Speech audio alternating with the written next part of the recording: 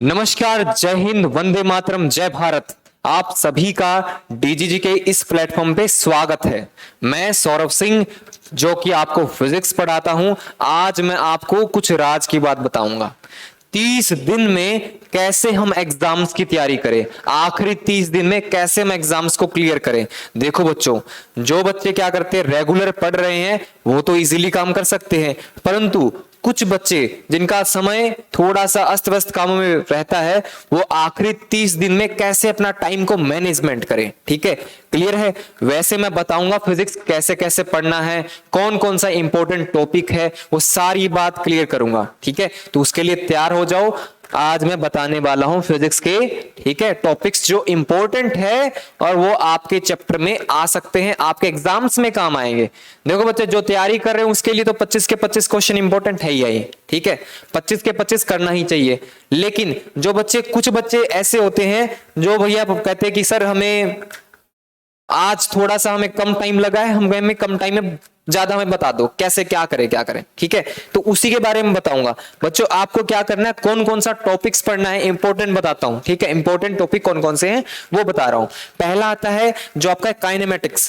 Kinematics है important, बहुत important है बच्चों काइनेमेटिक्स। ठीक है, काइनेमेटिक्स आपका पड़ेगा 2 नंबर के आसपास का। ठीक है, काइनेमेटिक्स में क्या, motion in 1D, motion in 1D और 2D, इन दोनों से दो दो क्वेश्चन हर बार, इससे 2 क्वेश्चन हर बार पूछे गए हैं।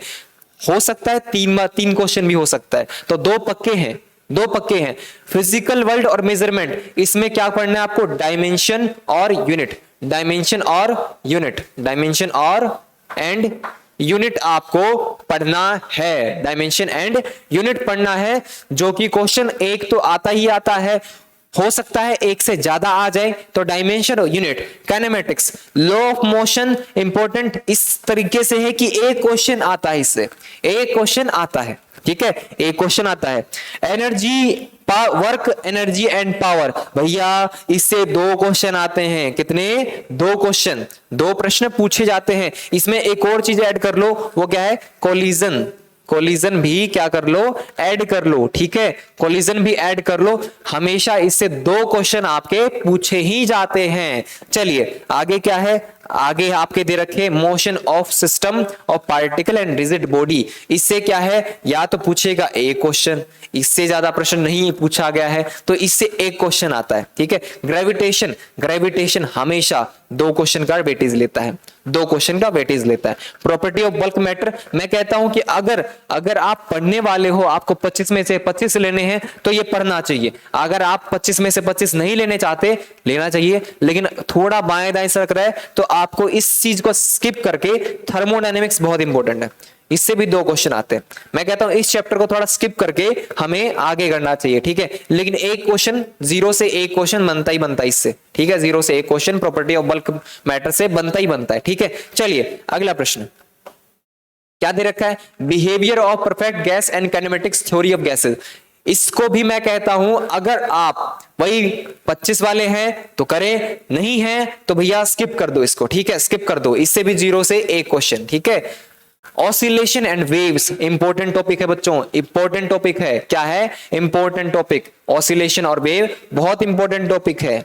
ठीक है, ऑसिलेशन और वेव बहुत इंपॉर्टेंट टॉपिक है, इससे एक क्वेश्चन आपका बनता ही बनता है। किससे बनता है ये याद रख लो, किससे बनता है, SHM, सिंपल हार्मोनिक मोशन से एक क्वेश्चन बनता ही बनता है। ठीक है, इससे एक क्वेश्चन पक्का बनता है सिंपल हार्मोनिक मोशन से। ठीक है, इलेक्ट्रोस्टैटिक, ये आपका 2 का वेटेज ले रहा है बच्चों, किसका, 2 का।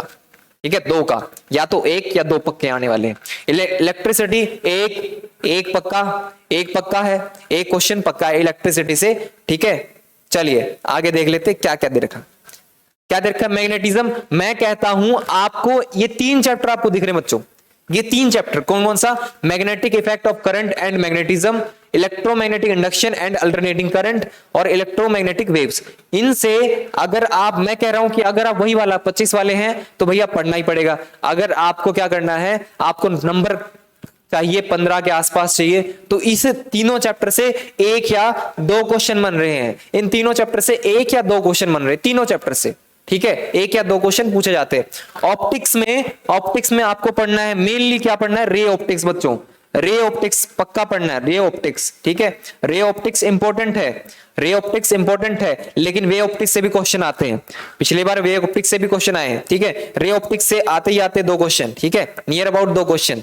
तो ये ऑप्टिक्स मेन इंपॉर्टेंट टॉपिक है। चलिए अगला क्या है, ड्यूल नेचर। फिर मैं वही बात कहूंगा, भैया आप नहीं तैयारी कर रहे हैं, ढंग से नहीं तैयार कर रहे हैं, तो इलेक्ट्रॉनिक्स वाले सिस्टम से, इलेक्ट्रॉनिक्स वाले से एक पक्का आता है, इलेक्ट्रॉनिक्स वाले से क्या एक क्वेश्चन पक्का आता है।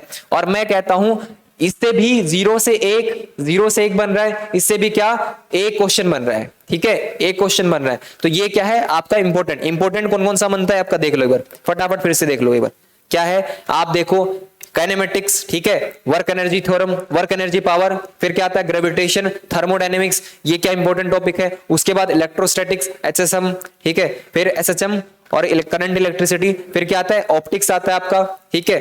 ये क्या है मेन टॉपिक्स हैं आपके, ये क्या आपके मेन टॉपिक्स हैं। इनको अटेम्प्ट करने पर आपके भैया अच्छे मार्क्स आएंगे। अभी मैनेजमेंट कैसे करना है, 30 दिन, आखिरी 30 दिन रह गए, कैसे क्या करें, तो 30 दिन रह गए तो ये करो तरीका कि भैया एक टॉपिक वाइज पढ़ो, टॉपिक वाइज मॉक टेस्ट दो। दूसरा क्या, जितने आप मॉक टेस्ट दे सकते हो उतना दो, जितने मॉक टेस्ट दे सकते हो। आपको पढ़ाई जो हम नॉर्मली पढ़ रहे थे 4, 5, 6 घंटे, उस पढ़ाई को थोड़ा बढ़ा दो। आप सुबह उठो, सुबह उठने फ्रेश होने के बाद तुरंत पढ़ाई पे लग जाओ।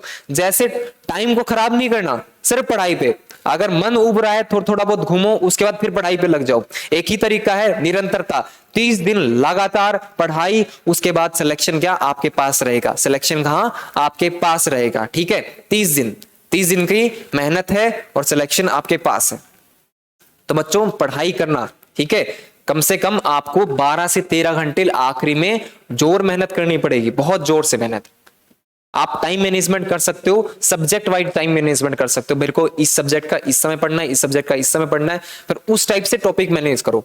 आप एक काम करो, डेली का एक चैप्टर उठाओ, एक चैप्टर के क्वेश्चन पूरे क्लियर कर दो, उस पर एक मॉक टेस्ट दो। मैथ फिजिक्स ऐसा चल रहा है तो मैथ का करो, फिजिक्स का करो, इस प्रकार से आप क्या करोगे, एक मॉक टेस्ट फिजिक्स का, फिर चैप्टर वाइज करना, ऐसे मैथ का फिर चैप्टर वाइज, ठीक है। चैप्टर वाइज फॉर्मूले लिखो, रिवाइज करो, जितना लिखोगे उतना ही अच्छा है आपके लिए। ये आखिरी 30 दिन आपकी मेहनत, आपकी रंगत पता नहीं क्या ही लेके आ जाएगा, ठीक है। तो बस मैं आपको इतना ही निवेदन कहूंगा और आखिरी में कुछ लाइनों के साथ मैं इसको समाप्त करूंगा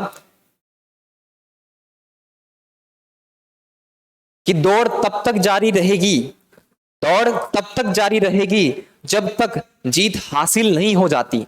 भैया जब तक जारी रखना जब तक जीत हासिल ना हो जाए। अभी आखिरी समय है, आखिरी समय शस्त्र मत गिराना। ये आखिरी समय क्या है, शस्त्र मत गिराना। यही समय है, शस्त्र को उठाओ और अपनी वीरता दिखाओ, शस्त्र को उठाओ, अपनी वीरता दिखाओ, ठीक है। इतनी बात करके मैं आपका इस सेशन को समाप्त करता हूं, ठीक है। खुश रहिए, आराम से पढ़िए। जय हिंद, नमस्कार, जय भारत।